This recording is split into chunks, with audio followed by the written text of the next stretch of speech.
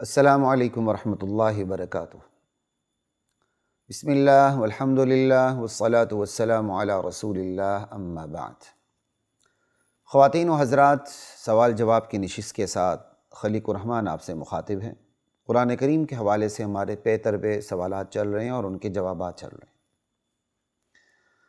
آج کی نشست کا جو سوال ہے وہ سوال نمبر 24 ہے کہ قرآن کریم کو جب عالم، جاہل سب سمجھ سکتے ہیں تو پھر عالم، غیر عالم، عالم اور جاہل میں کیا فرق رہا؟ یہی فرق بتانے کے لیے اس نشست میں ہم انشاءاللہ آپ کو یہی فرق بتائیں گے کہ ایک عالم کی سمجھ میں اور ایک عامی کی سمجھ میں قرآن کریم کو پڑھتے ہوئے کیا فرق ہے۔ یاد رکھیے، قرآن کریم سے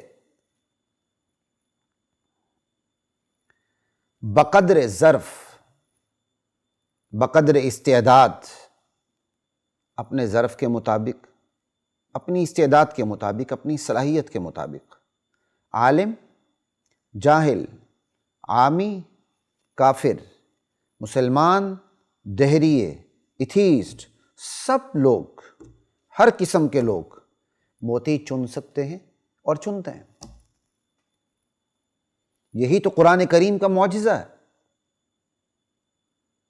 جس قدر استعداد ہوگی، صلاحیت ہوگی، اسی قدر علم کے اس لامحدود سمندر سے، اس بحر بے کراں سے، اس بحر بے کنار سے موتی چننے کو ملیں گے۔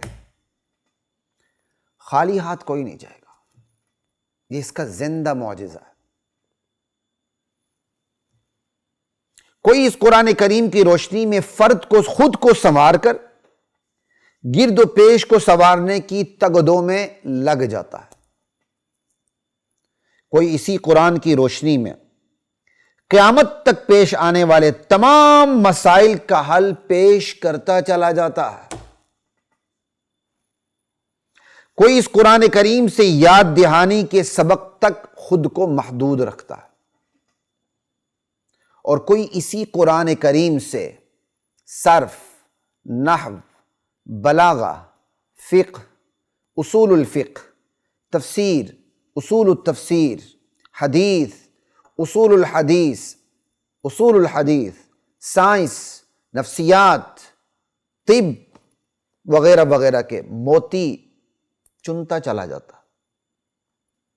کسی کی سمجھ ایک آیت کے ترجمے تک محدود ہوتی ہے، اور کوئی اسی آیت سے لامحدود مسائل کا استخراج اور استنباط کرتا چلا جاتا ہے۔ حاصل کلام یہ کہ جس قدر ظرف اور استعداد اور صلاحیت، اسی مقدار میں افادہ اور استفادہ۔ مزید آسانی پیدا کرتے ہوئے بات کی جائے تو حقیقت یہ ہے کہ قرآن کریم چونکہ کتاب ہدایت ہے، ھدی للناس ہے، اس لیے وہ عقائد اور نظریات جو کفر و اسلام کے درمیان واضح فرق کا کام دیتے ہیں اور حد فاصل اسلام اور کفر کے درمیان، انہیں عالم، عامی، جاہل سب سمجھ سکتے ہیں۔ جیسے توحید، رسالت، آخرت، ختم نبوت، معیشت اور معاشرت کی موٹی موٹی باتیں، جہنم جنت کے تذکرے، مکافات عمل، یہ ساری باتیں عالم، عامی سب سمجھ سکتے ہیں۔ سورہ اخلاص اس کی سب سے بڑی مثال ہے۔ مزید مثالیں انشاءاللہ مستقل آگے چل کے بیان ہوں گی ایک سوال کے جواب میں۔ پورا قرآن کی ہر صورت کی آیت کے جملے توحید سے لبریز ہیں۔ توحید پر قرآن کریم میں دلائل کی سب سے بڑی تعداد بھی عقلی دلائل کی ہے، لاجیکل ایویڈنس کی ہے، اور ان کے ادراک کے لیے، ان کو سمجھنے کے لیے عقل کافی ہے۔ عالم ہونا، پڑھا لکھا ہونا ضروری نہیں۔ اسی طرح وہ موٹی موٹی باتیں جو قرآن کریم کی الفاظ سے ہی بالکل واضح ہو جاتی ہیں، ایک عام عربی دان پڑھ کر سن کر بآسانی سمجھ لیتا ہے۔ لہٰذا ایسی آیات کے ترجمے بھی بالکل واضح اور عام فہم ہوتے ہیں، انہیں سمجھنے کے لیے بھی عالم دین ہونا ضروری نہیں۔ یعنی وہ موٹی موٹی باتیں جنہیں ایک عام عربی سنے تو اسے فوراً پتہ چل جائے اس کا کیا مفہوم ہے، وہ موٹی موٹی باتیں ترجمے سے بھی واضح ہو جاتی ہیں۔ اس کے لیے بھی عالم دین ہونا ضروری نہیں، عالم عامی سب سمجھ سکتے ہیں۔ یہ ہے عوامی دائرہ، ٹھیک ہے۔ البتہ اجتہادی مسائل، فقہی مسائل، غیر واضح مسائل، تفصیلی مسائل، علوم کی روشنی میں آیات کی وضاحت، یہ سارے کام صرف اہل علم و عمل کے۔ یہی وجہ ہے کہ وَلَقَدْ يَسَّرْنَا الْقُرْآنَ پر جملہ مکمل نہیں ہوتا کہ اللہ تعالیٰ نے یہ کہہ دیا وَلَقَدْ يَسَّرْنَا الْقُرْآنَ، فل سٹاپ لگا دی، جملہ کمپلیٹ نہیں ہے، بلکہ آگے اللہ نے للذکر فرمانا ضروری سمجھا انسانوں کے لیے کہ وَلَقَدْ يَسَّرْنَا الْقُرْآنَ لِلذِّكْرِ، قرآن نصیحت کے لیے آسان ہے، قرآن یاد دہانی کے لیے آسان ہے، بس کہ ہر عالم عامی جاہل آسانی سے قرآن پڑھ کر ہدایت کی روشنی لے سکتے ہیں۔ آسانی کا تعلق صرف نصیحت اور یاد دہانی سے۔ جہاں تک اجتہادی، فقہی اور علوم کی روشنی میں قرآن کی عمیق تشریحات کا تعلق ہے، اس کے لیے قرآن آسان نہیں ہے۔ قرآن نے یہ نہیں کہا وَلَقَدْ يَسَّرْنَا الْقُرْآنَ لِتَخْرِيجِ الْمَسَائِلِ، یہ نہیں کہا، صرف یاد دہانی کا للذکر، ٹھیک ہے نا۔ تو قرآن صرف نصیحت کے لیے آسان ہے، ٹھیک ہے۔ اجتہادی اور فقہی مسائل کے لیے قرآن آسان نہیں ہے، البتہ ایک منضبط کتاب ضرور ہے جس کے قواعد ٹوٹتے نہیں ہیں، حقائق باہم متصادم نہیں ہوتے، متعارض نہیں ہوتے، مخالف نہیں ہوتے۔ کتاب احکمت، یہ تناقض سے پاک کتاب ہے۔ اسی طرح یہ میں آپ کو علمی دائرہ بتا رہا ہوں جو عوامی نہیں ہے۔ اسی طرح لغت کے حوالے سے، لٹرل میننگ کے حوالے سے، ایک عام لفظ کو قرآن کریم اپنے خاص میننگ میں، معنی میں استعمال کرتا ہے۔ یہ کوئی انوکھی بات نہیں، کیونکہ قرآن محاوراتی زبان میں اترا ہے، عربی میں، اور جو انسانوں کا محاورہ ہے اس کو سامنے رکھ کے قرآن اتارا گیا۔ تو قرآن نے عربوں کی محاورتی زبانی استعمال کی ہے، اور انسانوں کی محاورتی زبان میں بہت سی چیزیں مشترک ہوتی ہیں۔ تو قرآن کریم ایک عام لفظ کو اپنے خاص معنی میں، خاص اسپیسیفک میننگز میں یوز کر رہا ہوتا ہے، استعمال کرتا ہے، اور کوئی انوکھی بات نہیں ہے۔ تمام علوم والے عام الفاظ کو جب اپنی اصطلاح بنا کر، خاص اصطلاح بنا کر استعمال کرتے ہیں تو اس سے کامن میننگ سے ہٹا کر، عام معنی سے ہٹا کر اس کے اسپیسیفک میننگ کے لیے اس کو استعمال کرتے ہیں، خاص معنی میں استعمال کرتے ہیں۔ اب عام لفظ سے وہی خاص مفہوم معنی مراد ہوتا ہے، بس اس کا ادراک اس علم کے جو اہل ہیں انہیں ہوتا ہے، انہیں ہوتا ہے بس۔ میڈیکل کی اصطلاحات، قانون کی تعبیرات اس کی واضح ترین مثال ہے۔ تو بس اسی طرح قرآن کے بظاہر عام الفاظ کو جو خاص اور محدود مفہوم کے لیے استعمال کیا گیا ہے، تو اس کا ادراک علماء ہی کا کام ہے، اس کی سمجھ صرف علماء کو آتی ہے، عوام کو نہیں آتی۔ علماء ہی سے عوام کو سمجھ میں آتی ہے، علماء کے واسطے سے عوام کو اس کا ادراک ہوتا ہے، ٹھیک ہے۔ صوم و صلاۃ اس کی واضح مثال ہے۔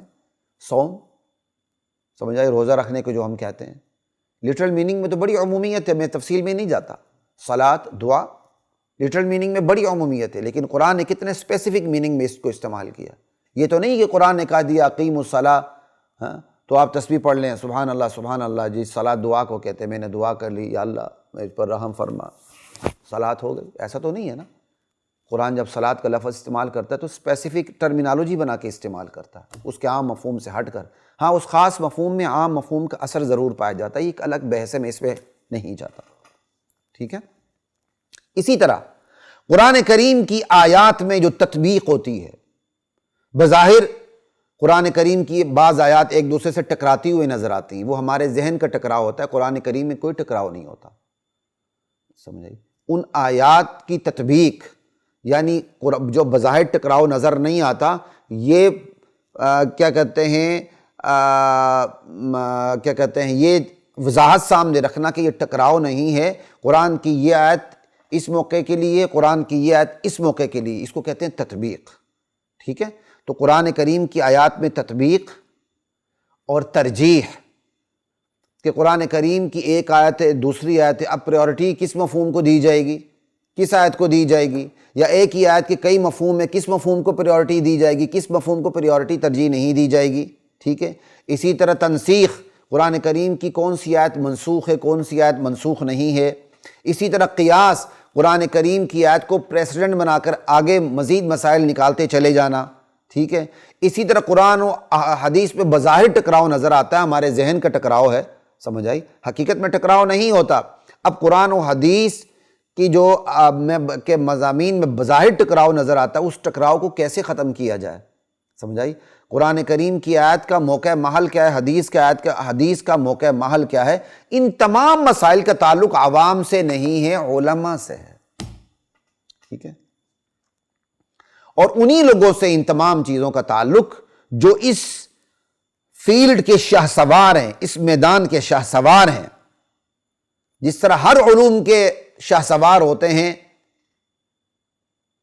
کہ اس علوم کی تشریحات کا تعلق انہی شاہ سواروں سے ہوتا ہے، تو علوم دین کی جو شاہ سوار ہیں، تو علوم دین کی تعبیرات کا تعلق انہی شاہ سواروں سے ہے، انہی شاہ سواروں کو علماء کہتے ہیں، اولی الامر کہتے ہیں، ٹھیک ہے؟ اسی طرح ایک ہی آیت کے مختلف حوالوں سے مختلف پہلو ہوتے ہیں، ایک ہی آیت کے مختلف حوالوں سے مختلف پہلو ہوتے ہیں۔ صرف اشارہ کر دیتا ہوں، اردو دانوں کو سمجھنا ہے، کوئی فرق نہیں پڑتا، چونکہ اہل علم بھی سنتے ہیں تو اس لیے میں عرض کر دیتا ہوں۔ ظاہر ہے، نص ہے، مفسر ہے، محکم ہے، عبارت النص ہے، دلالت النص ہے، اشارت النص ہے، اقتضاء النص ہے، صریح ہے، کنایہ ہے، حقیقت ہے، مجاز ہے۔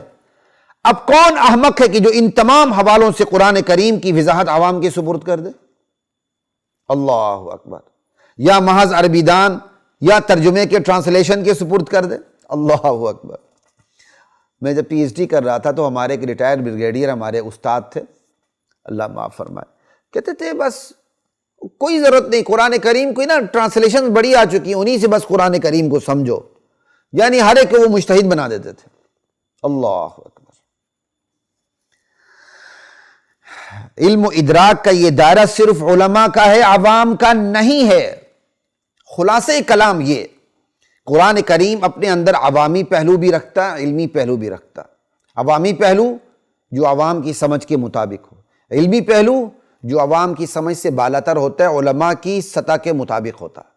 تو قرآن کریم اپنے اندر عوامی پہلو بھی رکھتا ہے، علمی پہلو بھی رکھتا ہے۔ اب قرآن کریم کے عوامی پہلو کو دیکھتے ہوئے پورے قرآن کریم کو عوام کے حوالے کر دینا کہ جس طرح چاہیں سمجھیں سمجھائیں، بالکل اسی طرح غلط ہے جس طرح قرآن کریم کے علمی پہلو کو دیکھتے ہوئے پورے قرآن کریم کو صرف علماء کے حوالے کر دینا اور عوام کا براہ راست داخلہ بند کر دینا غلط ہے۔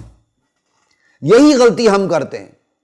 بہت سے لوگ قرآن کریم کے عوامی پہلو کو دیکھتے ہوئے پورے قرآن کریم کو اٹھا کے عوام کے حوالے کر دیتے، کہتے ہیں ان ملاؤں کی کوئی ضرورت نہیں، خود ہی سمجھو، خود ہی عمل کرو۔ سمجھ آئی؟ اور بہت سے لوگ قرآن کے علمی پہلو کو دیکھتے ہوئے قرآن کریم میں عوام کا داخلہ بند کرنے کی ناکام کوشش کرتے ہیں۔ یہ دونوں رویے غلط ہیں۔ حق ان دو انتہاؤں کے درمیان ہے۔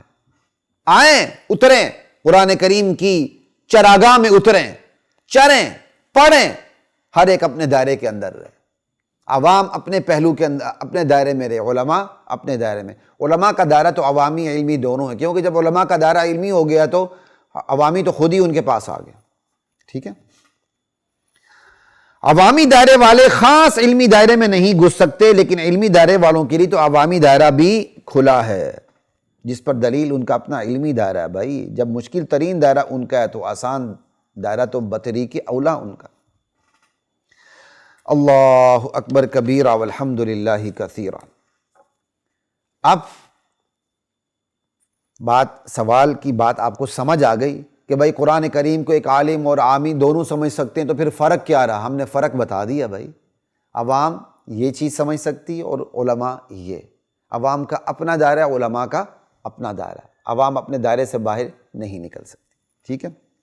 اس کا مطلب ہم ترجمہ قرآن پڑھ سکتے ہیں؟ نہیں بھائی، یہ مطلب نہیں ہم ترجمہ قرآن پڑھ سکتے ہیں، اس کا یہ مطلب ہے ہمیں ترجمہ قرآن پڑھنا چاہیے۔